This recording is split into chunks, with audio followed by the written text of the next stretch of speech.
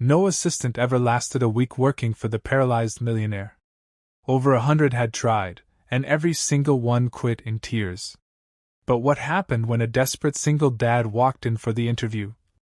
We'll leave you crying happy tears by the end. Keep watching, because this true heartwarming story is about to restore your faith in people. You won't believe the moment everything changed. A desperate single father, a paralyzed millionaire who's fired over 100 assistants. One interview that changes everything. This is the story of Reed Trent, a man who lost everything and found himself sitting across from the most impossible boss in New York City. But when you have nothing left to lose, impossible becomes your only option.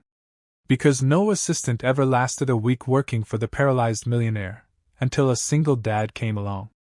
Before we continue, please tell us where in the world you are tuning in from. We love seeing how far our stories travel. The coffee had gone cold in the waiting area, but Reed Trent's hands were too sweaty to hold the cup anyway. He sat in the marble-floored entryway of an Upper East Side brownstone that probably cost more than he'd earned in 10 lifetimes, clutching a resume folder that felt painfully thin in his grip. This was his 18th interview in a month, his last chance before the eviction notice became reality. Mr. Trent. The voice belonged to an older woman with silver hair pulled back so tightly it looked painful. Her expression suggested she'd seen 1,000 desperate men like him walk through this door, and watched them all fail. Yes, ma'am. Follow me. And whatever you do, don't waste Ms. Moore's time. Reed's heart hammered as he followed her down a hallway lined with original artwork, pieces he recognized from magazines he could no longer afford to buy. The hallway opened into a large study that had been converted into an accessible office with wide doorways, lowered shelves, and equipment he didn't recognize. And there, behind a massive mahogany desk, sat Felicity Moore. She was more intimidating in person than in the photos he'd studied last night. 30 years old, but her steel-gray eyes held the authority of someone who'd commanded boardrooms since before she could legally drink. Her blonde hair was pulled back in a sleek ponytail, her red suit perfect, despite the state-of-the-art wheelchair she sat in. Everything about her screamed power, except for the barely visible tremor in her left hand that she quickly pressed flat against the desk. Sit. It wasn't an invitation. It was a command. Reed sat, trying not to let his cheap suit creak too loudly against the leather chair. Felicity didn't look at his resume. She looked at him, really looked at him, like she was reading every failure, every desperate moment, every sleepless night written across his face. Tell me why you think you can do this job when more than 100 other people couldn't. The silence that followed felt like drowning. Reed had prepared for this question.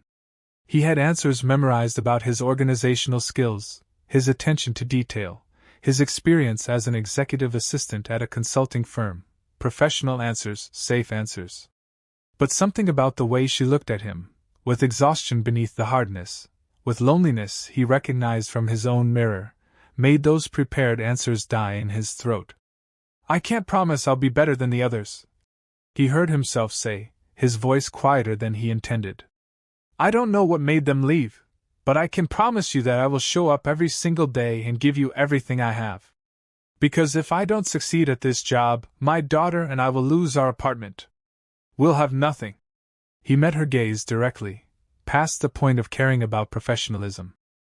So, whatever you need from me, difficult hours, complex tasks, patience you think I might not have, I'll find a way to deliver it.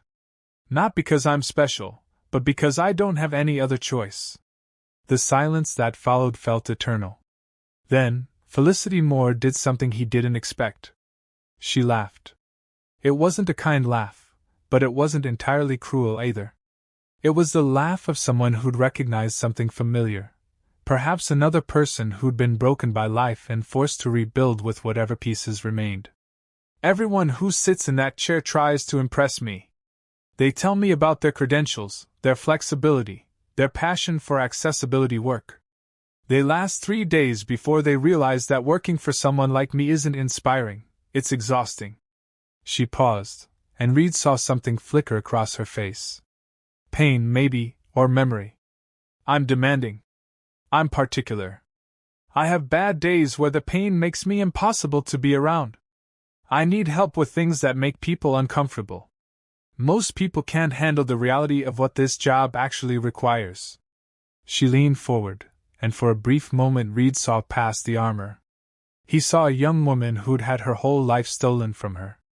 Someone who'd probably watched people walk away over and over again. Not just employees, but friends, maybe even family. "You're the first person who's been honest enough to admit they're desperate. So, here's my offer. 2-week trial. You show up every day at 7:30 a.m. You leave when I dismiss you, and you do exactly what I tell you without question. If you make it through 2 weeks, we'll discuss a permanent arrangement. The salary is $95,000 annually, plus health insurance that covers dependents." Reed's breath caught. That salary would change everything. Sadie's school supplies, real groceries, keeping their apartment. No more counting eggs until Thursday. "I'll take it," he said without hesitation. "You haven't heard the worst parts yet," Felicity warned, something almost like concern crossing her face. "It doesn't matter. I'll take it." For the first time, something shifted in her expression. The steel in her eyes softened just slightly, and Reed realized that beneath all that armor was someone who'd forgotten what it felt like to have someone stay. "Be here at 7:30 tomorrow morning, and Mr. Trent, don't make me regret this." "I won't," he promised, meaning it with every fiber of his being. As he stood to leave, Felicity stopped him with one more question. "Your daughter, how old is she?" 6. "Her name is Sadie." Something unreadable crossed Felicity's face. For a moment, she looked almost vulnerable. "If you need to leave by 3:30 to pick her up, we'll make it work. I'm not a monster, whatever people say about me." Reed felt something crack in his chest. This woman, with all her wealth and success and impossible reputation, had just shown him more consideration than any interviewer in the past year. "Thank you," he managed, his voice rough with emotion he couldn't quite hide. Reed arrived at 7:25 the next morning, too terrified of being late to risk cutting it close.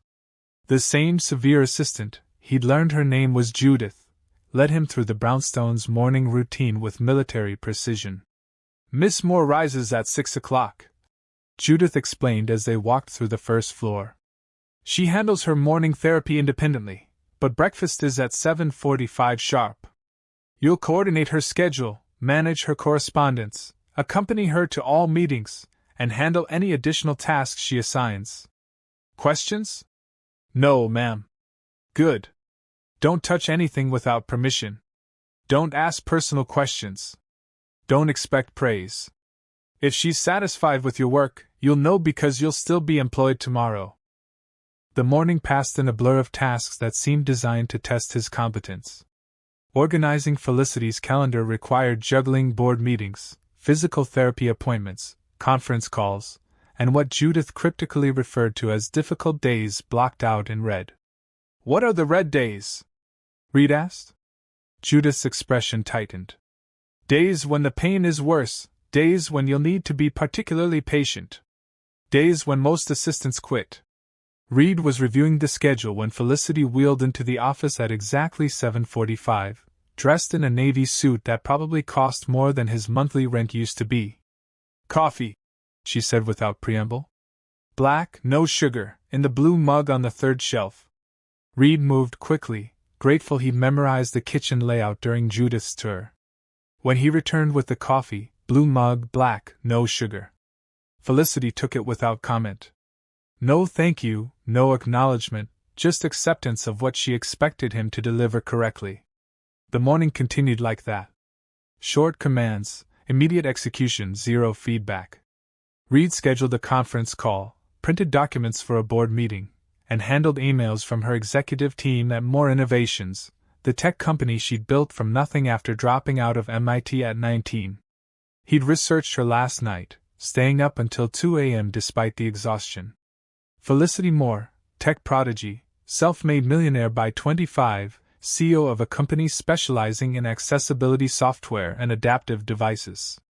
Then at 28, a horseback riding accident during a corporate retreat, paralyzed from the chest down 2 years ago. The same amount of time since Reed's life had fallen apart. He pushed the thought away, focusing on the task in front of him. Felicity was reviewing a presentation for an investor meeting, her fingers flying across an adaptive keyboard with practiced ease. "This slide is wrong," she said suddenly. "The market projection is outdated.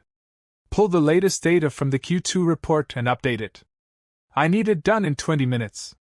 Reed's pulse spiked.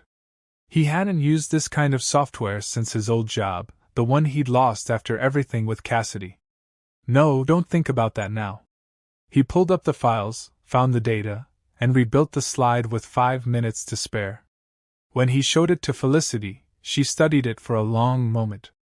"Acceptable," she said finally, and Reed felt absurdly proud of that single word.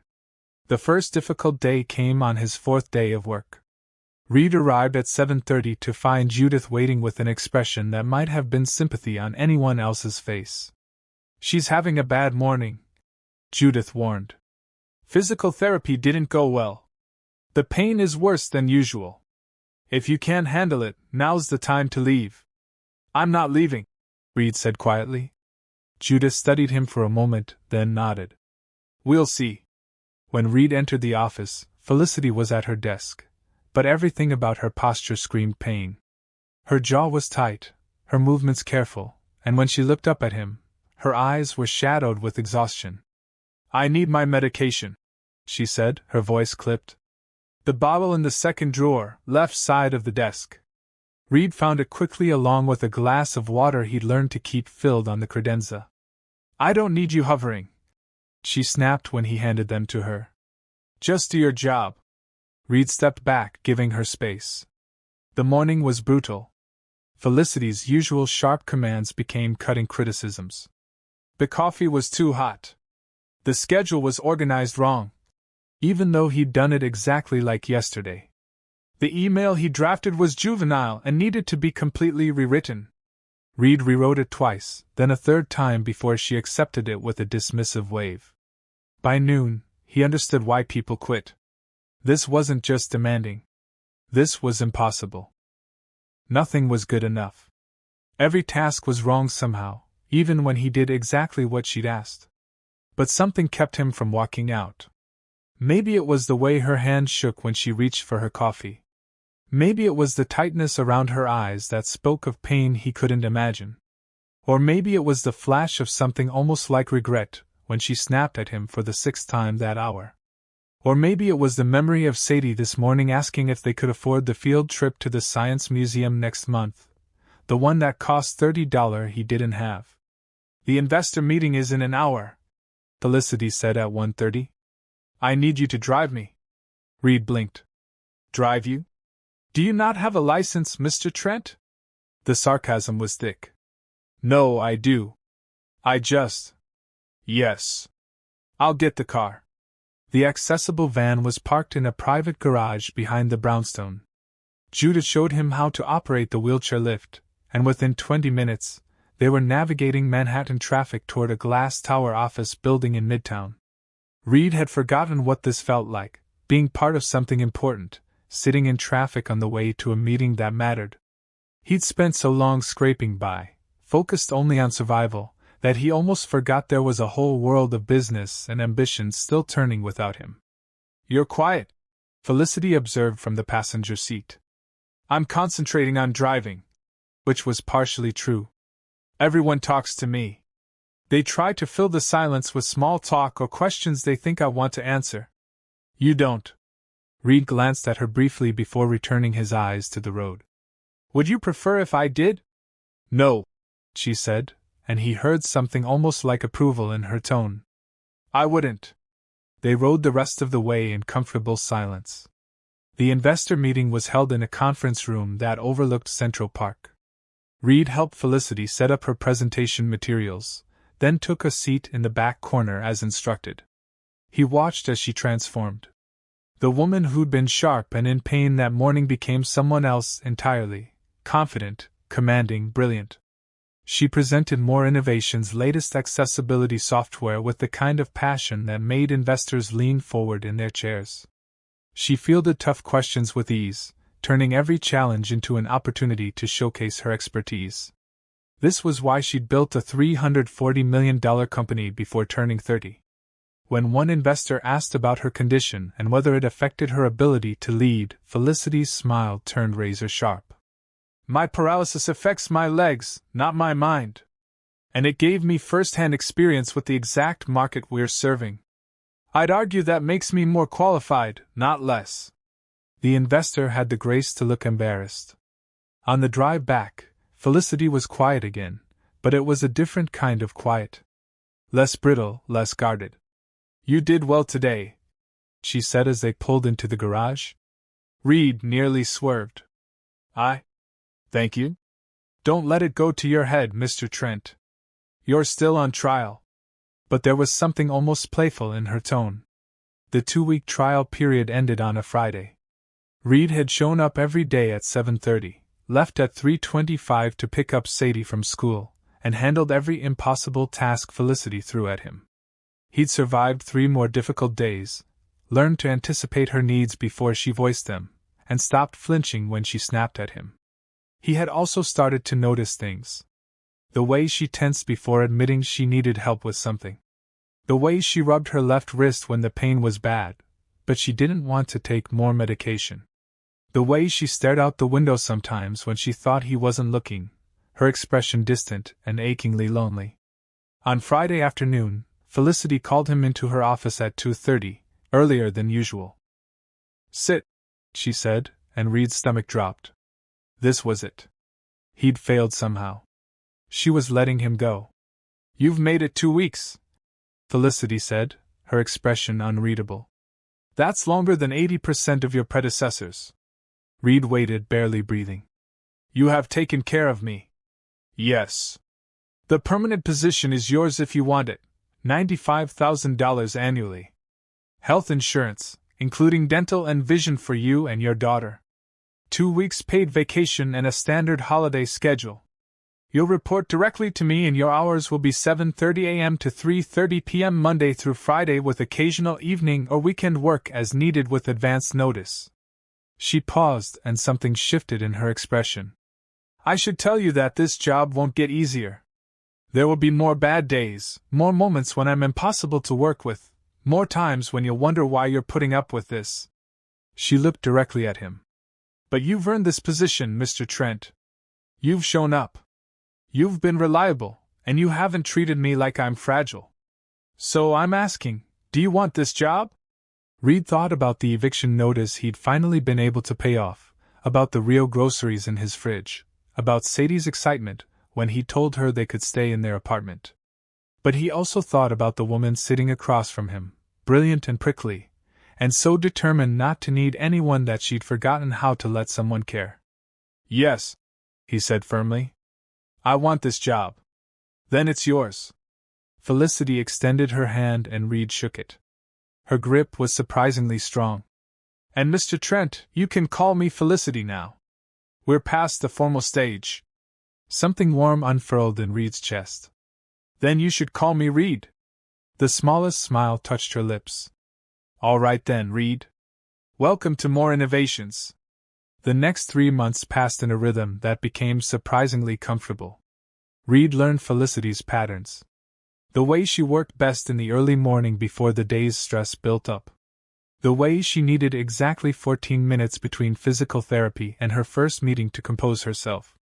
The way she preferred her office completely silent when reviewing financials, but didn't mind conversation during simple tasks. He also learned to read her moods. The days when she woke up in pain were marked by a tightness around her mouth that never quite faded. The days when she was frustrated by her limitations showed in the way she gripped her wheelchair's controls just a little too hard. The rare good days were signaled by the way she actually smiled at Judith's terrible jokes during breakfast. And slowly, carefully, Felicity started to open up. It began with small things. A comment about a difficult board member, a frustrated observation about her physical therapist's new approach, an offhand mention of how she'd started her company in a cramped apartment in Brooklyn, coding for 18 hours straight on caffeine and ambition. Reed matched her vulnerability with his own, carefully, gradually during late-night work sessions when the brownstone was quiet except for the hum of computers and the distant sounds of the city. "How long were you married?" Felicity asked one evening in early October, 4 months into his employment. They were preparing for a presentation to a potential partner, and Reed had been updating slides for the past 2 hours. The question caught him off guard, and he looked up to find Felicity watching him with genuine curiosity. 8 years, he said quietly. "We met in college. Cassidy was studying physical therapy. I was in business administration." "Cassidy," Felicity repeated. "That's a beautiful name." Reed nodded, feeling the familiar ache in his chest, but it wasn't the crushing pain it used to be. Time and stability had softened it into something gentler. "She was amazing, smart, funny, ridiculously patient with me when I was stressed about exams." "What happened?" Felicity asked, then quickly added, "You don't have to answer if." "No, it's okay." Reed set down his laptop. "She had a brain aneurysm 2 years ago, undiagnosed. She was working at a rehabilitation center treating a patient in the hydrotherapy pool when she had a seizure. By the time they got her to the hospital..." He didn't finish the sentence. He didn't need to. "I'm sorry, Reed. That's devastating. The worst part was having to tell Sadie that Mommy wasn't coming home. She was only 4. How do you explain death to a 4-year-old? "I don't know," Felicity admitted. "But from what I've seen, you're doing an incredible job with her." Reed glanced up, surprised by the warmth in her tone. "She talks about you constantly," Felicity continued. "Daddy says this, Daddy does that. She thinks you hung the moon, Reed." "That's not nothing." Something tightened in Reed's throat. "Thank you? That means a lot." Felicity looked like she wanted to say something else, but instead she redirected. "Tell me about her. What's Sadie like?" Reed felt himself smile, the real kind that he hadn't managed much in the past 2 years. "She's incredible, 6 years old and already reading at a 3rd grade level. She loves dancing, even though we can't afford proper lessons. She's obsessed with butterflies and asks about 200 questions an hour." "She sounds wonderful," Felicity said softly. "She is. She's the only reason I'm still standing." Reed paused, then added, "This job saved us. I need you to know that the day you hired me, we were about to lose our apartment. Sadie was wearing the same pajamas for 3 days because I couldn't afford laundry detergent. I was stretching eggs until my unemployment check arrived." Felicity's expression shifted. Surprise, then something that might have been pain. "I didn't know it was that bad," she said quietly. "I didn't want you to," Reed admitted. "I was terrified you'd see me as too desperate, too risky. But the truth is, you saved my daughter's life. You gave us stability when we had nothing. You earned it," Felicity said firmly. "You show up, you work harder than anyone I've ever employed, and you treat me like a person instead of a condition. That's worth far more than $95,000. Their eyes met and something passed between them. Recognition, understanding, connection. "Can I ask you something?" Reed ventured. "You just did," Felicity said. But there was a smile in her voice. "Why did you hire me?" "Really?" Felicity was quiet for so long Reed thought she wouldn't answer. Then she said very softly, "Because you were the first person who looked at me and saw someone worth staying for. Not the wheelchair, not the money, not the challenge of working for an impossible boss. You saw me." Reed's breath caught. "Everyone else who walks through that door sees Felicity Moore, the paralyzed tech CEO. They see someone to pity or someone to be inspired by or someone to prove themselves against. But you saw someone who needed help and you needed a chance. And maybe I was hoping you'd understand what it's like to have your whole life ripped away." "I do understand," Reed said quietly. "I really do." "I know," Felicity whispered. "That's why you're still here." The turning point came in November on a Tuesday that started like any other. Reed arrived at 7:30 to find Felicity already in her office, staring at her computer screen with an expression he couldn't quite read. "Good morning," he said carefully. "Coffee?" "No, close the door." Reed's stomach tightened as he did what she asked. Is everything okay? My physical therapist called this morning. He wants to try a new treatment protocol. It's experimental, painful, and has about a 30% success rate for people with my level of injury. Success rate for what? Reed asked gently. Regaining some sensation. Maybe some movement in my legs. Her voice was carefully neutral, but Reed could hear the hope underneath. Hope that terrified her. Are you going to try it? I don't know. Finally, she looked at him and Reed was startled by the vulnerability in her eyes. What if I put myself through months of pain and it doesn't work? What if I let myself hope and then lose all over again? Reed moved closer, crouching beside her wheelchair so they were eye level. What if it does work? That might be worse, Felicity whispered. Because then I'd have to grieve all over again for the 2 years I lost. I'd have to face how much I gave up because I was too scared to try. Felicity, you didn't give up anything. You built a company. You led a team. You created technology that helps thousands of people. You survived something that would have destroyed most people. That's not giving up. That's courage. It doesn't feel like courage, she admitted. It feels like cowardice. Like I'm too afraid to try because failing would confirm what I already believe about myself. What do you believe about yourself? That I'm broken, she said so quietly he almost didn't hear her. That no amount of success or money or achievement can fix what I lost that day. Reed reached out slowly, giving her time to pull away, and covered her hand with his. She didn't pull away. You're not broken. You're healing. There's a difference. Felicity's eyes glistened. How can you be so sure? Because I'm healing too, Reed said simply. 2 years ago, I thought my life was over when Cassidy died. I thought I'd never feel anything but grief and fear again. But you gave me a chance. And slowly, without even realizing it, I started living instead of just surviving. He squeezed her hand gently. Try the treatment, Felicity. Try it because you deserve the chance, not because you're broken and need fixing. And if it doesn't work, you'll still be the same brilliant, impossible, incredible person you are right now. A single tear slipped down Felicity's cheek. Will you be there during the treatments?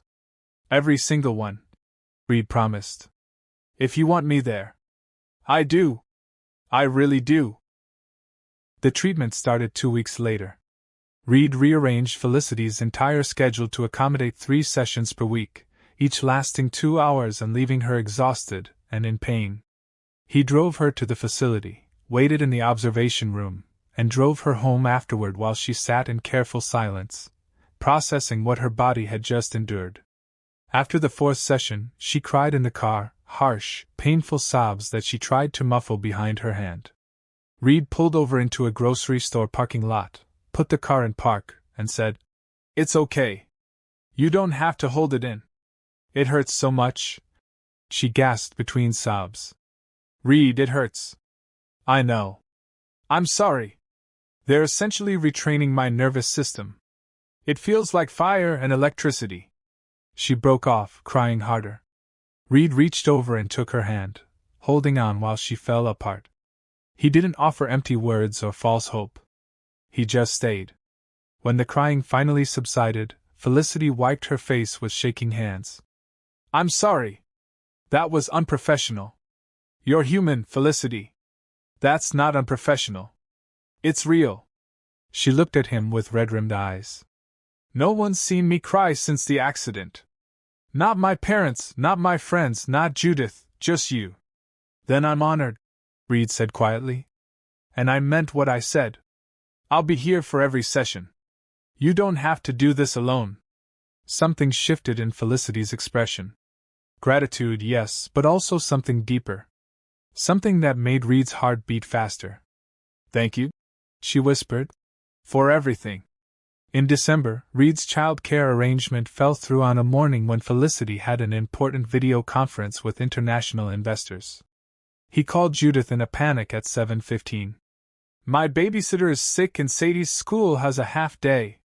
I can try to find. Bring her, Judith interrupted. What? Bring your daughter. Miss Moore won't mind. Reed wasn't so sure about that, but he had no other options. He arrived at 7:40 with Sadie in tow, her backpack full of coloring books, and her stuffed rabbit tucked under one arm. She was wearing her favorite pink dress, and had insisted on putting her hair in pigtails all by herself. "I'm so sorry about this," Reed said as he led Sadie into the office. "I promise she'll be quiet. She's got activities." "Reed. It's fine," Felicity said. And to his shock, she was smiling. A real smile. "You must be Sadie." Sadie, normally shy around strangers, stared at Felicity with wide eyes. "Are you Daddy's boss?" "I am." "You're really pretty," Sadie said with the blunt honesty only 6-year-olds can manage. "Why are you in a wheelchair?" "Sadie." Reed's face flushed. "We talked about." "It's okay," Felicity said, and her smile didn't waver. She wheeled closer to Sadie's level. "I was in an accident a few years ago that hurt my spine. Now my legs don't work like they used to, so I use a wheelchair to get around." "Does it hurt?" Sadie asked with concern. "Sometimes," Felicity admitted. "But I'm learning to manage it." Sadie considered this seriously. "My mommy died because her brain got hurt. Daddy says she's in heaven now, but I think heaven is just a nice way of saying she can't come back." The room went very quiet. Felicity's expression softened into something achingly gentle. "I'm sorry about your mommy, Sadie. That must be very hard." "It is," Sadie said matter-of-factly. "But Daddy takes good care of me. He makes funny voices when he reads bedtime stories." Felicity glanced at Reed, who was trying very hard not to cry. "I bet he does. Can I color at the table?" Sadie asked, already eyeing the small conference table near the window. "Of course. And if you get bored, I have some interesting things on my computer you might like to see." 3 hours later, Reed looked up from answering emails to find Felicity showing Sadie basic coding principles on her tablet.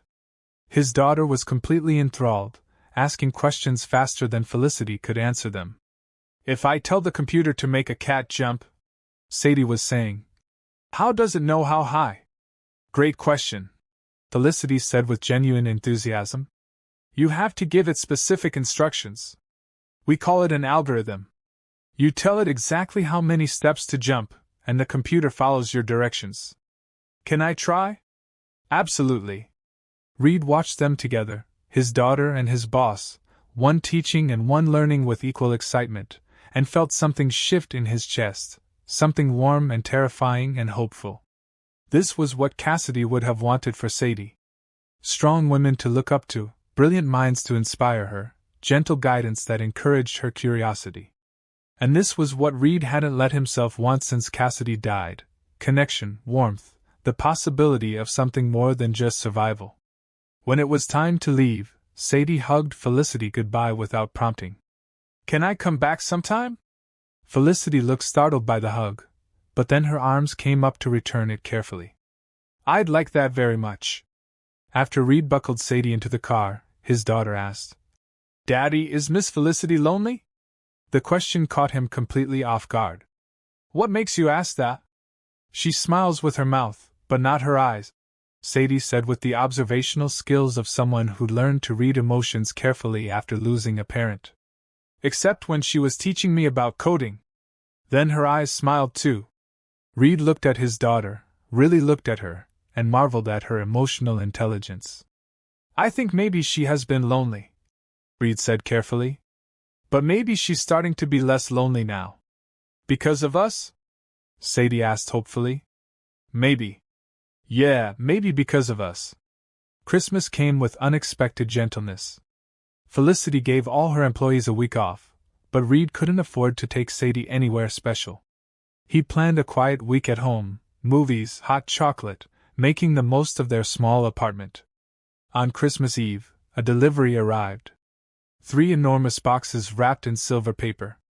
The card read, "For Sadie, from someone who enjoyed teaching her about coding, and for Reed, because you deserve good things too. F." Inside were gifts that made Reed's throat tight. A beginner's coding kit for kids complete with tablet and programs. A complete set of winter clothes for Sadie in her exact size. A gift card to the grocery store for $500. And for Reed, a beautiful leather-bound journal with a note. Write down the good days. You've earned them. Reed called Felicity, his voice rough. This is too much. It's not nearly enough, she said quietly. Merry Christmas, Reed. Merry Christmas, Felicity. The treatments showed their first signs of progress in January. Reed was in the observation room during Felicity's session when he saw it, the smallest twitch in her right foot. The physical therapist noticed too, his face lighting up with cautious excitement. Did you feel that? He asked Felicity. I think so, she said, her voice shaking. I think I felt something. Reed was on his feet, his heart pounding. Over the next 3 weeks, the sensation grew stronger. Felicity could feel pressure on her right foot, then light touch on her left. The movements were tiny, barely there, but they were real. One evening in late January, Reed stayed late to help Felicity with a presentation. They'd been working for hours, the office quiet except for the sound of fingers on keyboards and the occasional comment about slide design. Reed, come here. He crossed to her desk, concerned by the strange note in her voice. What's wrong? Nothing's wrong. I want to try something. She looked up at him, vulnerable and hopeful. Hold my hands. Reed took her hands carefully, feeling the familiar warmth of her skin against his.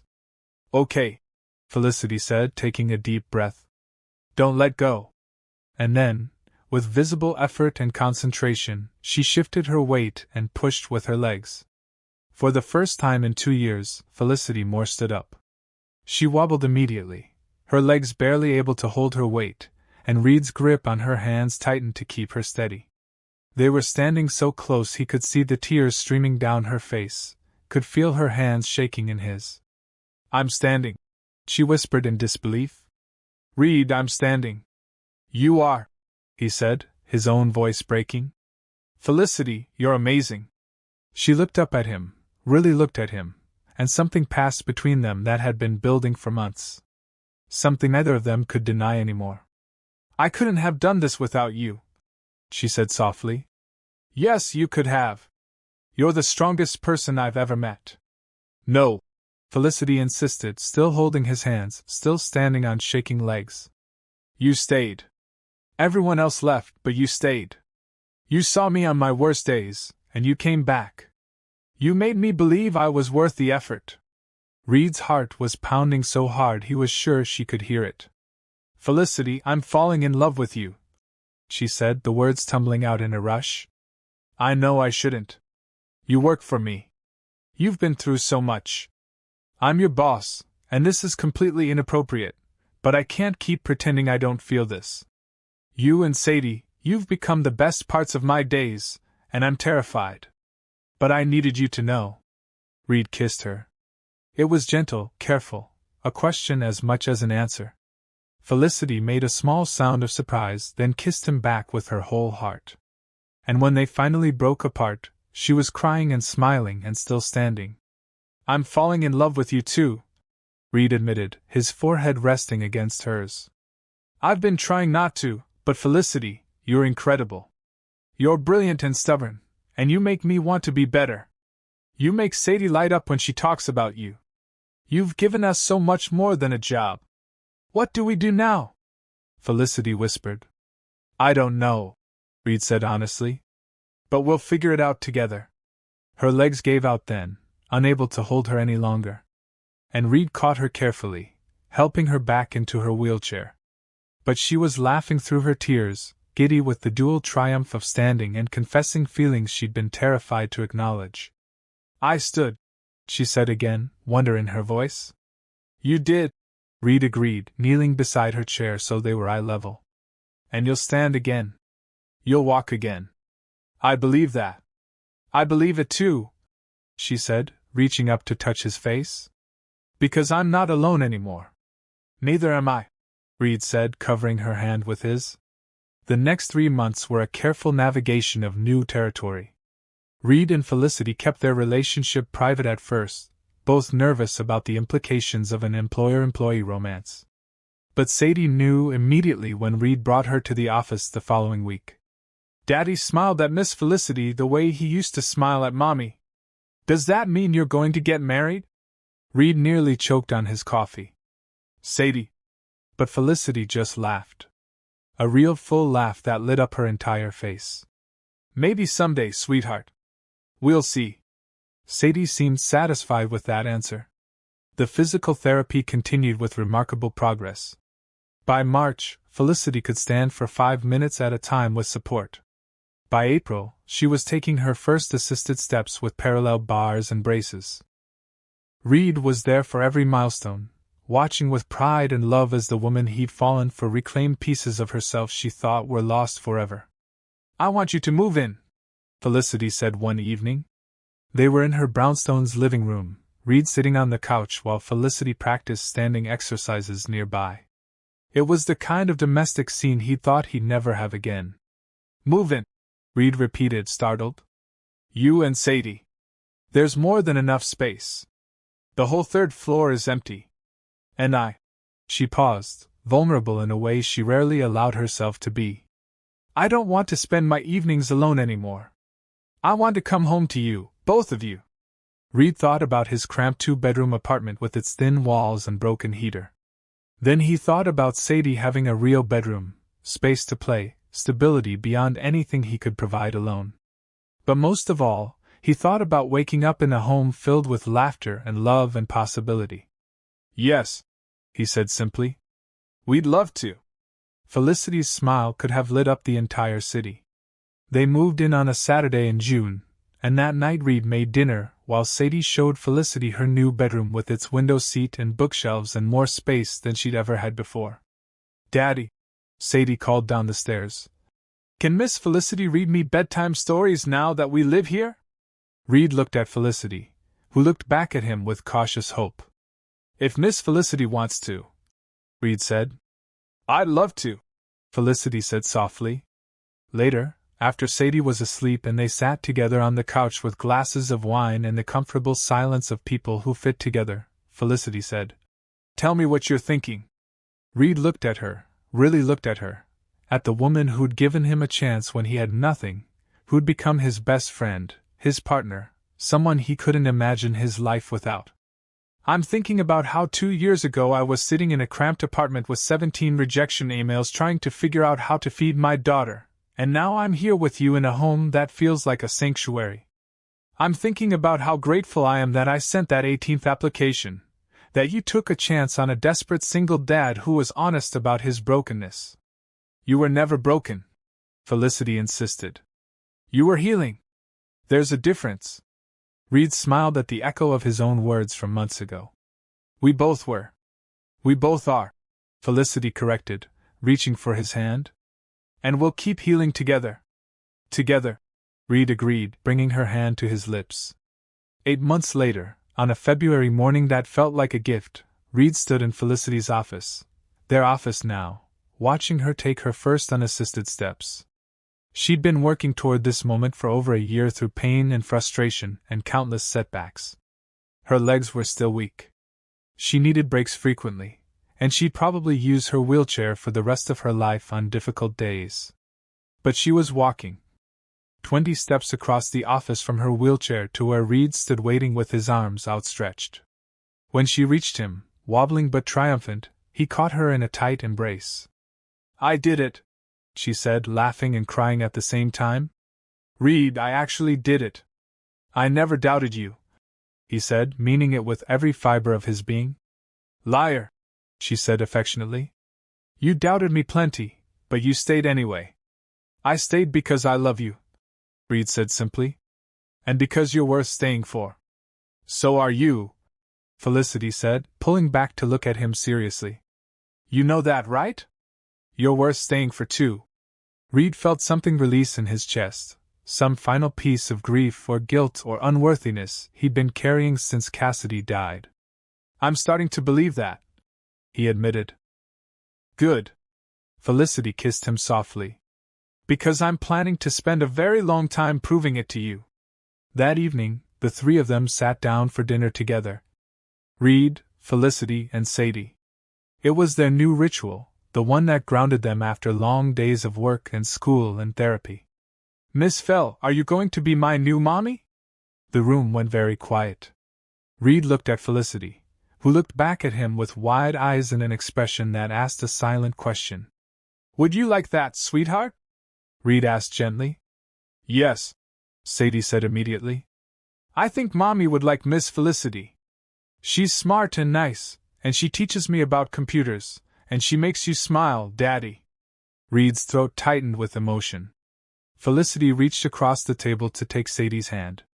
"If your daddy and I decide to get married someday, I would be so honored to be your stepmother, Sadie. But I want you to know that nobody will ever replace your first mommy. She'll always be special." "I know," Sadie said seriously. "But I have room in my heart for two mommies. Hearts are like that, Daddy says. They get bigger when you love more people." Reed had to look away, blinking rapidly. "Your daddy is very wise," Felicity said, her voice thick with emotion. Later that night, after Sadie was asleep, Reed and Felicity stood together on the brownstone's back terrace, looking out at the glittering lights of the city. "Did you mean what you said?" Reed asked quietly. "About getting married someday." "I did," Felicity said. "If that's something you'd want." "It is," Reed admitted. "Not right now. We're still figuring things out, but someday." "Yes. Absolutely yes." Felicity leaned against him, and Reed wrapped his arms around her, marveling at how perfectly they fit together. "Look at us," Felicity said, tilting her head up to meet his eyes. "Two broken people who found each other and somehow built something beautiful." "Not broken," Reed corrected gently. "Healing. Healing," she agreed with a smile. "Together." And as they stood there wrapped in each other's arms, with the city lights sparkling around them and the promise of tomorrow stretching out ahead, Reed thought about that desperate man who'd walked into an interview 18 months ago with nothing but honesty and hope. He thought about the impossible boss who'd seen past his desperation to the person underneath. He thought about his daughter asleep upstairs, safe and happy and loved by more people than he dared to dream. And he thought about Cassidy, hoping that somewhere, somehow, she knew he'd found his way back to living instead of just surviving. Because sometimes when you lose everything, you discover that rebuilding is just another word for finding something new to hold on to. Sometimes the most broken people find each other and create something whole. Friends, if this story touched your heart the way it touched mine, if it reminded you of the power we all have to change someone's life with a simple act of kindness, please don't just watch and walk away. Hit that subscribe button and join our Everbell stories.